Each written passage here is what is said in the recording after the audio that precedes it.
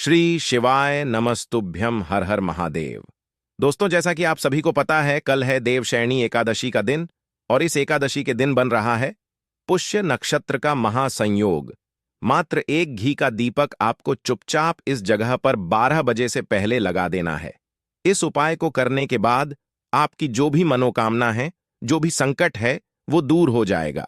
इस उपाय से इतना धन आएगा कि आप संभाल नहीं पाओगे और एकमात्र ये टुकड़ा उठा करके अपनी तिजोरी में रख लेना है। जो हम आपको इस वीडियो में बताने जा रहे हैं, जिस भी मनोकामना के लिए करोगे, आपकी वह मनोकामना पूरी जरूर होगी। पूज्य गुरु जी की कथा से सुनकर के और समझ करके पूरे उपाय को बड़े ही विस्तार से बताऊंगा, परंतु उससे पहले आप सभी से निवेदन छोटी है।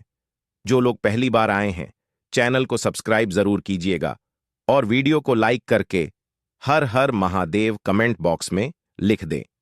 दोस्तों, जैसा कि आप सभी को पता है कि देवशयनी एकादशी का दिन कितना बड़ा दिन होता है। इस एकादशी को साल की सबसे बड़ी एकादशी माना गया है। जितने भी महापुराण हैं, चाहे शिव महापुराण, विष्णु पुराण, अग्नि पुराण, सभी पुराणों में इतना कहा गया है कि इस दिन किया गया दान, पुण्य सत्कर्म का जो फल होता है ना, वह इंसान को जीते जी प्राप्त हो जाता है, उसी समय प्राप्त हो जाता है। आप साल भर चाहे कितना भी दान सत्कर्म करें, उसका फल आपको अगले जन्म में मिलेगा, लेकिन इस एकादशी के दिन किए गए दान कर्म का फल आपको उसी दिन प्राप्त होगा, जीते जी प्राप्त हो जाएगा। दोस्तों, देवशयनी एकादशी का ये अद्भुत और अचूक दिन है। इस पूरे वीडियो के अंदर हम 3 ऐसे उपायों बारे में बात करेंगे जो कि आपको इस देवशयनी एकादशी के दिन जरूर करने चाहिए, और 2 ऐसे उपाय हैं जो आप किसी भी एकादशी के दिन कर सकते हैं। आपके जीवन की समस्त समस्या खत्म हो जाएगी। तो इस वीडियो को ध्यान से समझने की कोशिश करना।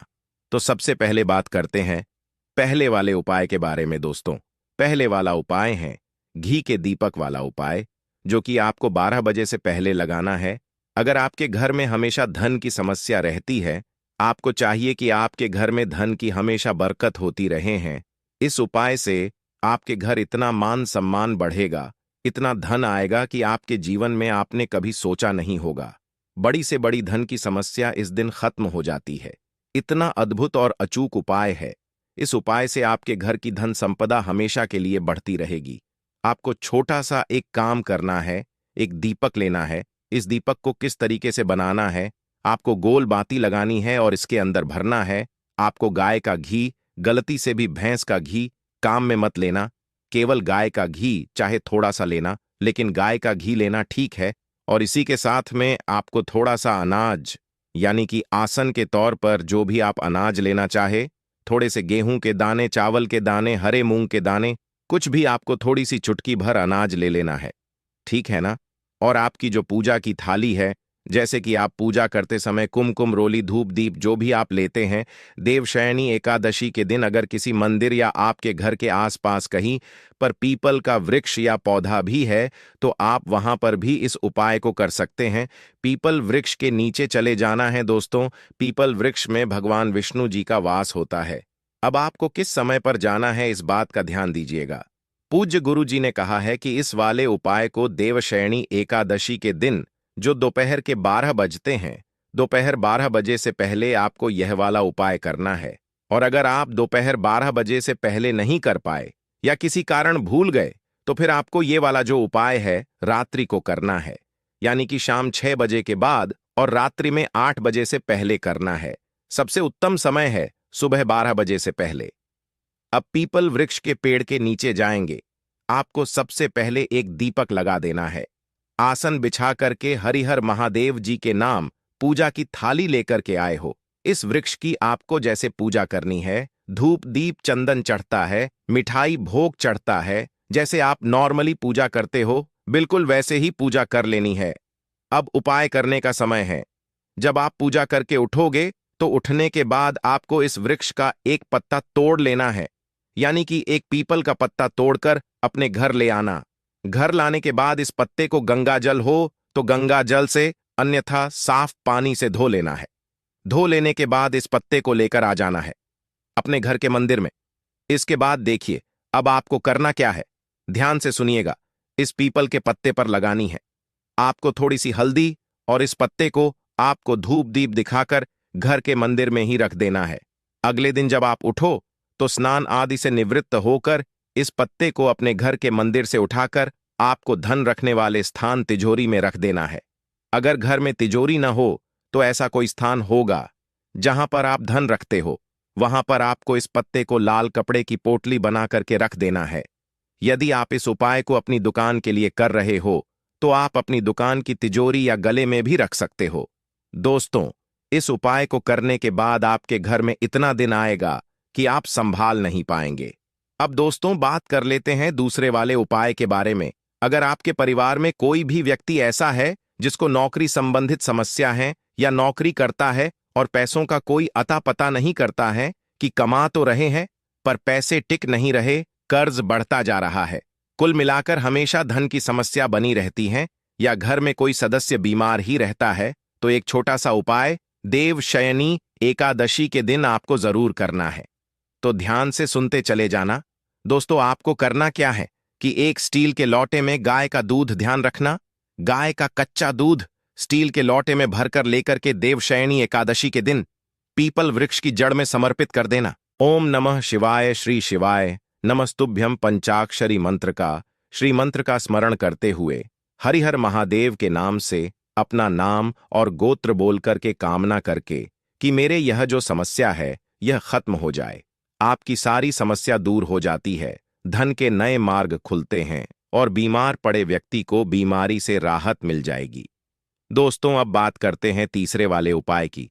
तीसरा वाला जो उपाय होगा ना, यह होता है आपकी बड़ी से बड़ी मनोकामना पूर्ति के लिए, जो कि सिर्फ और सिर्फ देवशयनी एकादशी के दिन किया जाता है। ध्यान से सुनिएगा। अगर आपकी कोई मनोकामना पूरी नहीं हो रही है, हृदय की बात अधूरी है, काफी समय से उपाय कर रहे हो, व्रत कर रहे हो, कुछ नहीं हो रहा है, तो आपको करना क्या है? आप जैसे यथावत मंदिर जाते हो, पूजा अर्चना करते हो, तो आप किसी भी मंदिर में चले जाना जहां पर भी भगवान श्री हरिनारायण विष्णु जी का स्वरूप का मंदिर हो। जो भोग चढ़ता है वह भोग चढ़ाना। लेकिन अपनी मनोकामना पूरी करने के लिए आपको करना क्या है कि एक बार वहां बैठ करके आसान लगा करके श्री कनकधारा स्तोत्र का पूरा पाठ करके आ जाना। थोड़ा सा समय जरूर लगेगा, पाठ करने के पश्चात धोख दे करके आ जाना। दोस्तों, यकीन मानिए कि इस दिन में आपकी मनोकामना पूरी हो जाएगी। दोस्तों, अब बात करते हैं चौथे वाले उपाय की। ये वाला जो उपाय है ना, ये होगा आपकी बड़ी से बड़ी मनोकामना पूर्ति के लिए, और यह किसी भी एकादशी के दिन करने वाला सबसे सुंदर और सबसे अद्भुत उपाय है। आपको इसके लिए चाहिए होगी 7 बेलपत्र, जो कहीं से भी खंडित टूटी फूटी ना हो। दूसरे नंबर पर चाहिए होगा आपको एक कलश लौटा। आपको कलश के अंदर जल भरना है। अगर गंगा जल मिल जाए तो ये सबसे अच्छा रहेगा। इसको पूरा आपको गंगा जल से भरना है। लेकिन अगर आपके पास में प्रचुर मात्रा में गंगा जल नहीं है तो कलश में पूरा जल भर के और इसके अंदर 2 से 4 बूंदें आपको गंगा जल की मिला देनी है। ठीक है? और इसी गंगा जल के अंदर, इसी जल के अंदर आपके साथ बेलपत्र जो आपने लिए हैं, उन 7 बेलपत्र को भी इसी के अंदर डाल देना और एकादशी के दिन पहुंच जाना है महादेव जी के मंदिर में, शिवलिंग के पास में। लेकिन सबसे पहले आपको दर्शन होंगे नंदी बाबा के, तो आपको नंदी बाबा के पास में जाना है। उस कलश को आपको अपने दोनों हाथों में पकड़ना है और उसमें से इतना धीरे जल समर्पित करना है कि जो उसके अंदर बेलपत्र है, यह चीज ध्यान से सुनिएगा। इस कलश के अंदर जो आपने बेलपत्र डाले हुए हैं ना, वह बेलपत्र नंदी बाबा के ऊपर समर्पित नहीं होने चाहिए। यहां पर केवल आपको जल समर्पित करना है। ओम नमः शिवाय, श्री शिवाय नमस्तुभ्यम पंचाक्षरी मंत्र, शिव मंत्र का स्मरण करते हुए अपनी मनोकामना बोल करके केवल जल समर्पित करना है। बेलपत्र लोटे के अंदर ही होने चाहिए और उसके पश्चात शिवलिंग के पास में जाना, उत्तर दिशा नॉर्थ डायरेक्शन की तरफ मुंह करके खड़े हो जाना और अपने नाम और गोत्र बोलकर के मनोकामना बोलकर के एक एक करके सभी बेलपत्र को शिवलिंग के ठीक ऊपर समर्पित कर देना है। इस उपाय को करने से ज्यादा 3 महीने में आपकी जो भी मनोकामना होती है वह पूरी जरूर होती है। पूज्य गुरु जी के बताए हुए सभी उपाय बहुत ही ज्यादा खास और विशेष हैं। जरूर कीजिएगा दोस्तों। अगर वीडियो पसंद आए तो लाइक जरूर करना, साथ ही साथ चैनल को सब्सक्राइब जरूर कीजिएगा। मिलते हैं नेक्स्ट वीडियो में। हर हर महादेव। जय श्री हरि विष्णु।